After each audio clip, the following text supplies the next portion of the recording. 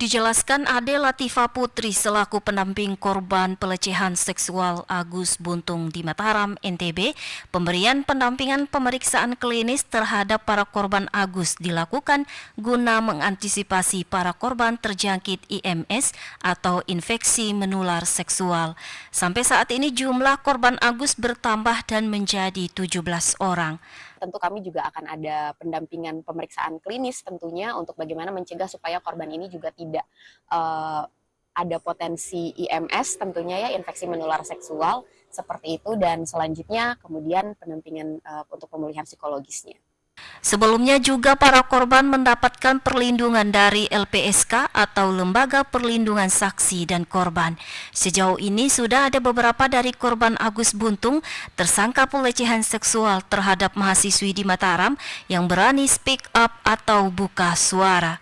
Dari Mataram, Hari Kesidi, iNews melaporkan. Warga Lembar, Lombok Barat aksi di depan pintu masuk Pelabuhan Penyeberangan Internasional Gilimas. Mereka merangsek masuk dan berusaha memblokir pintu masuk ke pelabuhan. Aksi saling dorong dan kericuhan pun tidak terhindarkan, sehingga membuat aparat kepolisian mendorong mereka mundur. Warga menuntut pihak Pelindo 3 untuk membayar lahan mereka beserta harga sewa lahan di 2 titik pintu masuk utama dan di dalam seluas 2,5 hektar dengan nilai 63 miliar rupiah. Mereka mengklaim memiliki hak atas tanah yang ada di pelabuhan tersebut. Berapa hari lahan situ di sini, Bu? Hektar 12.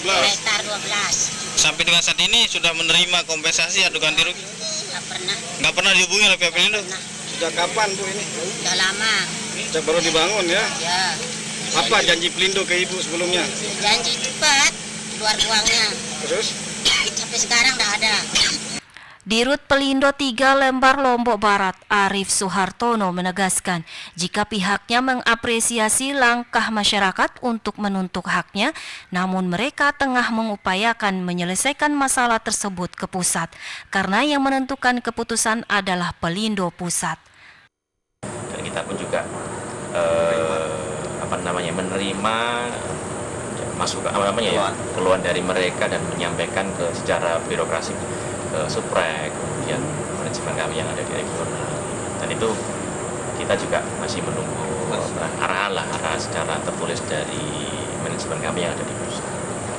Aksi masyarakat di depan Pelabuhan Internasional Gilimas itu menjadi tontonan para wisatawan mancanegara yang turun dari kapal pesiar, dan hal tersebut dikhawatirkan akan mencoreng pariwisata Pulau Lombok. Dari Lombok Barat, Muzakir, iNews melaporkan.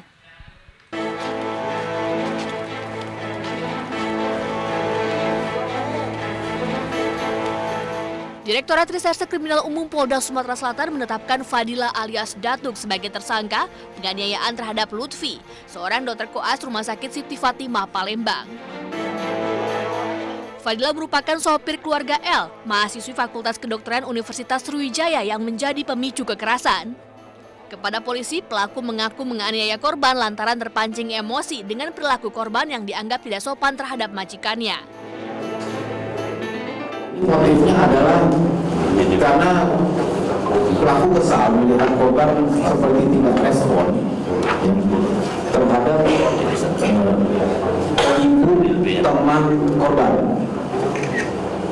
yang bernama, saya inisial, Ibu SM, ya. Ini ibu dari teman korban yang bernama LD, sehingga pelaku emosi dan langsung melakukan penganiayaan. Saya meminta maaf kepada korban Lutfi dan keluarganya karena saya telah melakukan penganiayaan kepadanya. Dan juga kepada keluarga Ibu Lina, Bapak Doni dan Lady, saya meminta maaf yang sebesar-besarnya karena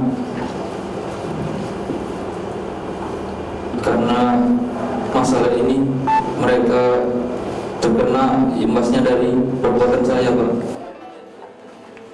Tersangka dijerat dengan pasal 351 ayat 2 KUHP dengan ancaman pidana 5 tahun penjara.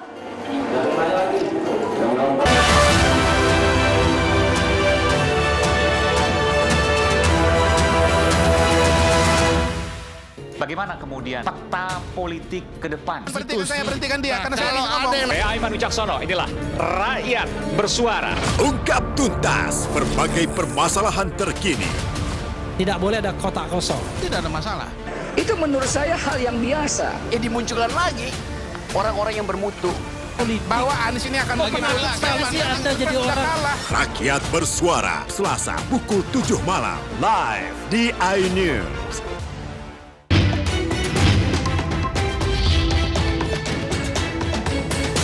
Kawal Pilkada 2024, Senin sampai Jumat pukul 12:30 siang. Live di iNews. The Great Prime Time. Upaya saya untuk melacak TKP. Jadi Setiawan. Tiga tidak kematian. Adalah kesaksian dan pertama dan eksklusif mengalami kekerasan. 70 kilo itu besar. Meluruskan apa yang kusut. Ada persoalan hukum. Bersama saya, Abraham Silaban. AB Plus, setiap Senin pukul 8 malam. Apakah hasilnya nanti akan berbeda? Tidak mungkin ini. Liga tidak mengetahui sama sekali kejadian itu. Runding di sini kan untuk mencari solusi. Saya Aiman Wicaksono, inilah Rakyat Bersuara, Selasa pukul 7 malam. 5 orang kobaran api dan 4 orang ikan api. Bila terjadi saya tangkap. Satu dari sekian, pokoknya ada orang tepas rem dan kaki menjadi saksi kunci. Juga mendengar bahwa The Prime Show, Rabu pukul 8 malam. adakah kaki Peggy carut marut ini masalah. Dengarkan dulu. Apakah yang Dan meluruskan apa kita bisa kena interupsi? Saya Anisha Dasuki. Dan saya Aryo Abdi. Interupsi, Kamis pukul 8 malam. Only on iNews. Saya Abraham Silaban, Anda menyaksikan The Prime Show. Investigasi eksklusif.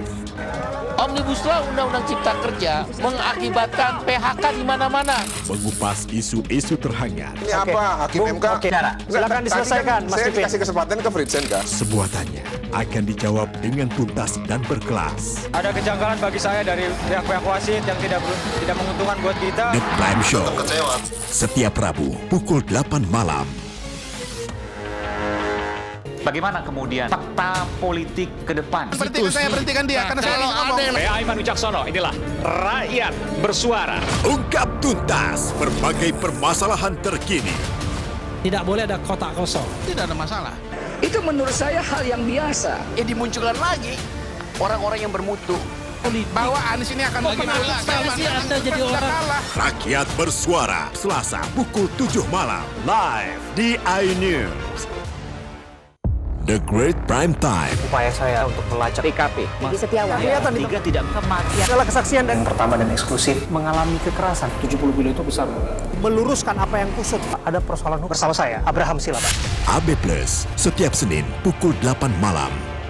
Apakah hasilnya nanti akan berbeda? Tidak mungkin ini. Liga tidak mengetahui sama sekali kejadian itu. Runding di sini kan untuk mencari solusi. Saya Aiman Wicaksono, inilah Rakyat Bersuara, Selasa pukul 7 malam.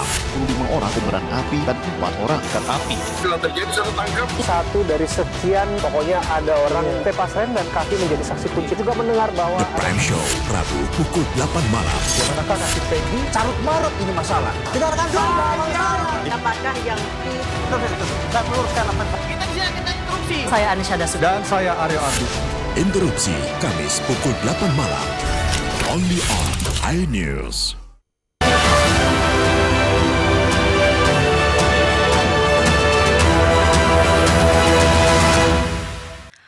Ratusan emak-emak ini antri sejak pagi di lokasi pasar murah yang digelar di halaman Mall Pelayanan Publik Lombok Timur. Mereka berjubel dan rela berdesakan demi bisa mendapatkan kupon untuk membeli beras, minyak goreng, dan berbagai kebutuhan pokok dengan harga murah. Komoditas paling banyak diburu emak-emak adalah beras dan minyak goreng. Beras medium dijual dengan harga Rp9.000 per kilogram, sedangkan minyak goreng dijual dengan harga Rp13.000 per liter. Tingginya animo warga untuk mendapatkan sembako dengan harga lebih murah mengakibatkan warga berjubel dan rela berdesakan antri sejak pagi. Bahkan sejumlah warga yang tak bisa mendapatkan kupon harus rela pulang dengan tangan kosong karena kupon dan komoditas yang disediakan habis diborong warga. Gimana Bu dengan adanya pasar murah bazar ini? Apa sih? Kita luar biasa. Alhamdulillah diadakan seperti ini. Setiap bulan kalau bisa ya. Terima kasih atas segala acara ini bisa membantu masyarakat kecil. Kami ucapkan banyak-banyak terima kasih kepada Pemda Lombok Timur atau yang terlibat lah. Kegiatan pasar murah ini digelar Dekranasda Lombok Timur bertujuan meringankan beban warga untuk mendapatkan berbagai kebutuhan pokok menjelang libur Natal dan Tahun Baru. Dari Lombok Timur, Ramli Nurawang, iNews melaporkan. Dihadiri PJ Gubernur NTB, Taman Edukasi Landfill tempat pembuangan akhir regional Kebun Kongo Lombok Barat resmi dibuka. Dalam peresmiannya, PJ Gubernur didampingi Kepala Dinas LHK NTB beserta pimpinan wilayah 7 PT Pegadaian Bali Nusra Supriyanto dan Deputi Bisnis PT Pegadaian Muhammad Effendi melakukan penandatanganan prasasti meski diguyur hujan deras. Pembangunan Taman Edukasi ini merupakan salah satu bentuk komitmen Pegadaian dalam mendukung program pemerintah. Sesuai dengan tujuan pembangunan 11 kota berkelanjutan untuk meningkatkan kesadaran masyarakat, turut berperan aktif mengelola sampah, serta memperkenalkan program memilah sampah menabung emas. Kepala Dinas LHK NTB Julman Syah menyebut, landfill setinggi 40 meter itu disulap menjadi taman edukasi selama 2 bulan berkat bantuan dari Pegadaian yang mensupport dana mencapai 245 juta rupiah. Selama 2 bulan atas bantuan PT Pegadaian kita bisa membantu. Usia landfill ini 30 tahun, baru kita bisa tutup sekarang. Jadi ini sudah kami lakukan di Kementerian Desa sebagai model bagaimana penutupan landfill TPA. Jadi ada sekitar 3,9 juta meter kubik gas metan ada di bawah kita. Pegadaian berharap dengan adanya taman edukasi ini dapat menjadi taman wisata berbasis lingkungan hidup dan meningkatkan kesadaran masyarakat terkait pengelolaan sampah, serta Pegadaian lebih dikenal masyarakat dan bisa memberikan kemanfaatan yang berkelanjutan untuk masyarakat. Dari Lombok Barat, Tim Liputan iNews melaporkan.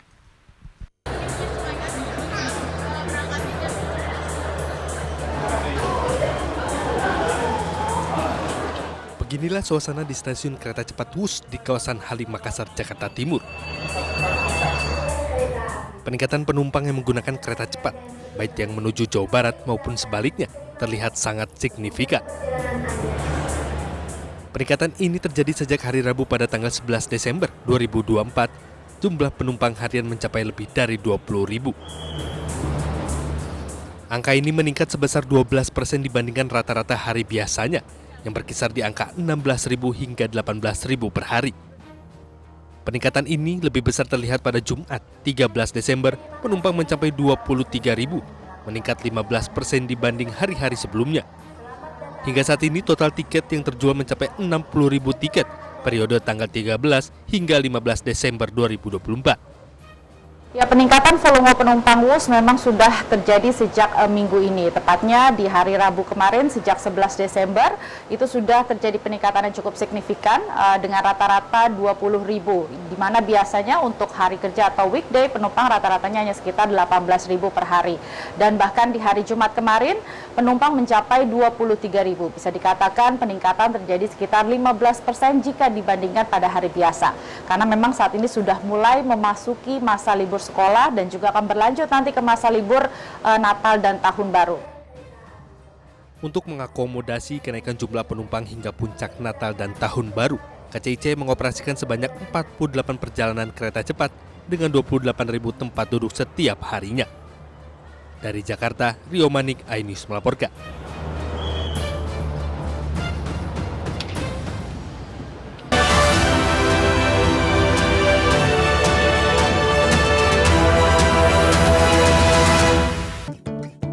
Teman-teman, saya mau mengajak teman-teman untuk menjaga kebersihan lingkungan agar tidak menimbulkan bencana seperti menyebabkan kerusakan ekologis, menyebarkan penyakit, menyebabkan terjadinya banjir, dan menyebabkan bau yang tidak sedap. Ayo jaga kebersihan lingkungan kita dari sampah lingkungan dan sampah masyarakat. Mari kita pulangkan sampah-sampah kita ke tempat yang semestinya. Karena satu sampah yang kau buang sembarangan akan menimbulkan 1001 macam bencana.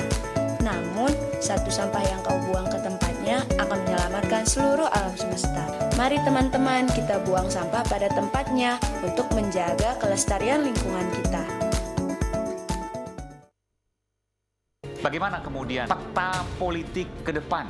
Saya berhentikan dia karena saya ngomong. Saya Aiman Wicaksono, inilah Rakyat Bersuara. Ungkap tuntas berbagai permasalahan terkini. Tidak boleh ada kotak kosong. Tidak ada masalah. Itu menurut saya hal yang biasa. Ya dimunculkan lagi orang-orang yang bermutu. Bahwa Anies ini akan Anda jadi orang. Rakyat Bersuara, Selasa pukul 7 malam. Live di iNews. Saya Abraham Silaban, Anda menyaksikan The Prime Show. Investigasi eksklusif. Omnibus Law Undang-Undang Cipta Kerja mengakibatkan PHK di mana-mana. Mengupas isu-isu terhangat. Ini apa? Hakim MK? Silakan diselesaikan, Mas Saya Pipin. dikasih kesempatan ke Fritsen, Kak. Semua tanya akan dijawab dengan tuntas dan berkelas. Ada kejanggalan bagi saya dari pihak-pihak wasit yang tidak menguntungkan buat kita. The Prime Show. Setiap Rabu pukul 8 malam. Bagaimana kemudian peta politik ke depan? Saya berhentikan dia karena saya ngomong. Saya Aiman Wicaksono, inilah Rakyat Bersuara. Ungkap tuntas berbagai permasalahan terkini. Tidak boleh ada kotak kosong. Tidak ada masalah. Itu menurut saya hal yang biasa. Ya dimunculkan lagi orang-orang yang bermutu. Bahwa Anies ini akan Anda jadi orang. Rakyat Bersuara, Selasa pukul 7 malam. Live di iNews. Money Weekendmu bersama program kuliner spesial. Kalaparan, eksplor gokil wisata kuliner. Tempat makan yang jarang terekspos. Food Diary, mengupas sejarah kuliner, hidangan viral dari Nusantara sampai mancanegara. Mantep banget, mantep banget. Saksikan Kuliner Spesial Weekend, Sabtu dan Minggu pukul 10 pagi di iNews. Mempertanyakan rasa keadilan, Demokrasi negeri kini diuji. Pertanyaannya, ada apa? kebenaran, keberanian, dan kejujuran. Ini persoalan serius ini. Demokrasi itu kan tentang keberagaman pilihan. Menggagas kata, Buat saya, ada sesuatu yang menarik. mengungkap fakta. Kualitas demokrasinya terjaga. Saatnya kita bicara. Bisa dibuktikan Ya, nanti walaupun agak juga Kita tidak masuk bisa ke yang 30 tahun nanti dibuktikan. kali ya. Interupsi hanya di iNews. Menyoroti kecurangan, Di bawah ini terdapat pabrik narkoba. Terlihat bahwa sudah betul-betul didesain. menyuarakan keadilan. Dipukulin, disiksa, diinjak-injak, disetrum. Laporan mendalam dan eksklusif. Dan menghembuskan napas terakhirnya di sini. Cuma abah pasrah aja. AB Plus setiap Senin pukul 8 malam di iNews.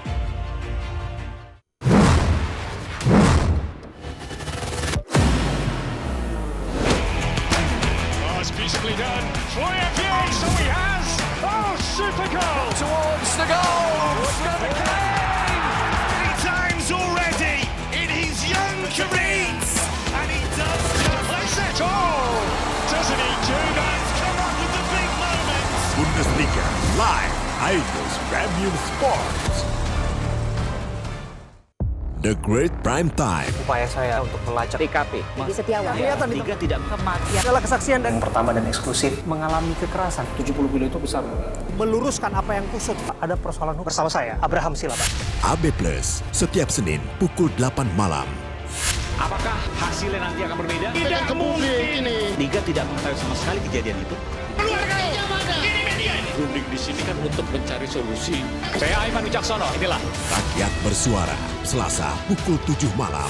5 orang kobaran api dan 4 orang terkena api. Kalau terjadi bisa tertangkap. Satu dari sekian, pokoknya ada orang tepas rem dan kaki menjadi saksi kunci. Juga mendengar bahwa The Prime Show, Rabu pukul 8 malam. manakah kaki Peggy carut marut ini masalah. Dengarkan dulu. Apakah yang Dan meluruskan apa kita bisa kita interupsi? Saya Anisha Dasuki. Dan saya Aryo Abdi. Interupsi Kamis pukul 8 malam. Only on iNews. Hai, namaku Grini. Grini mau ajak teman-teman untuk menjaga bumi kita tercinta dari kerusakan.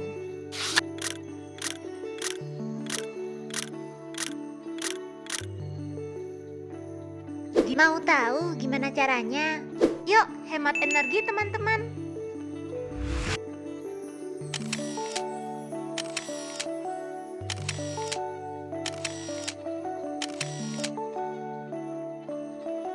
Kurangi penggunaan plastik sekali pakai.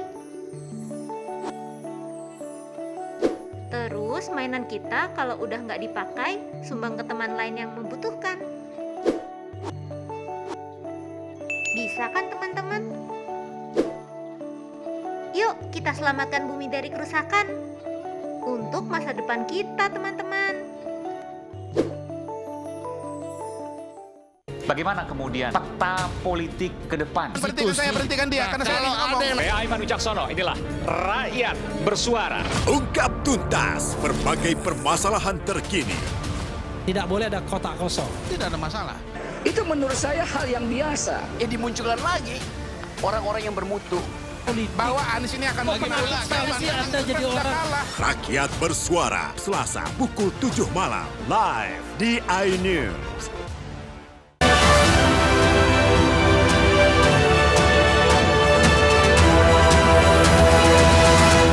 Lokasi wisata di kawasan Teh Kemuning, Kecamatan Ngargoyoso, Kabupaten Karanganyar ini menawarkan panorama lereng Gunung Lawu serta perkebunan teh. Tidak hanya itu, ada sejumlah wahana yang dapat dinikmati di kawasan wisata ini. Di antaranya jembatan goyang dengan panjang 50 meter. Untuk keamanan, jembatan ini dibatasi 6 orang pengunjung yang masuk dengan bertahap. Pengunjung juga bisa menikmati naik kereta gantung. Kedua wahana ini menawarkan sensasi tersendiri. Rasanya takut, cuman karena anak saya nggak takut, jadi saya memberanikan diri untuk nemenin mereka gitu. Indah banget. Tadi saya juga sempat ke sana, ke jembatan kaca tadi, sama yang ayunan. Seru sih. Pengunjung cukup membayar tiket masuk Rp50.000 per orang untuk dapat menikmati wahana. Sedangkan untuk naik kereta gantung, pengunjung akan dikenakan tiket masuk terusan sebesar Rp30.000 per orang. Destinasi wisata ini juga menyediakan wahana lain, yakni ayunan raksasa, sepeda terbang, gardu pandang, dan beberapa spot selfie dengan latar perbukitan dan hamparan kebun teh. Dari Karanganyar, Jawa Tengah, Zanuar Setiaji, iNews melaporkan. Indonesia memiliki luas lahan baku pertanian atau persawahan seluas 7,1 juta hektar tanah yang membentang di seluruh pelosok negeri. Salah satunya yaitu di Pulau Lombok, tepatnya di Desa Mareje. Terbentang hamparan sawah menutupi barisan bukit-bukit di Pegunungan Mareje. Desa ini memang dinobatkan sebagai dewa agraris bagi masyarakat Sekotong. Kendati berada di atas pegunungan tak membuat desa ini kekurangan air. Desa Mareje di jagat maya semakin populer dan tidak kalah dengan wisata subak persawahan di Pulau Dewata Bali. Desa Mareje juga memiliki terasering yang cukup menawan dengan keunikannya karena berada di antara di perbukitan Kecamatan Sekotong. Saat berwisata ke tempat ini, pengunjung akan melewati tanjakan pertama menuju Desa Mareje dengan suguhan pemandangan pantai Sekotong yang nampak seperti teluk dibentengi beberapa pegunungan.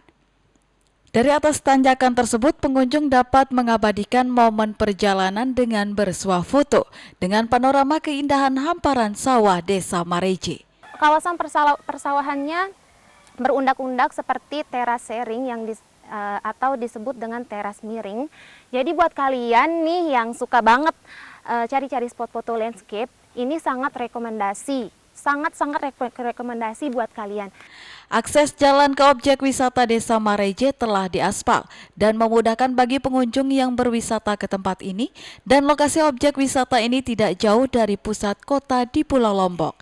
Dari Lombok Barat, Herkiandi, iNews melaporkan. Ayam bakar Seraten adalah masakan khas Kampung Skarbela, Mataram, Nusa Tenggara Barat.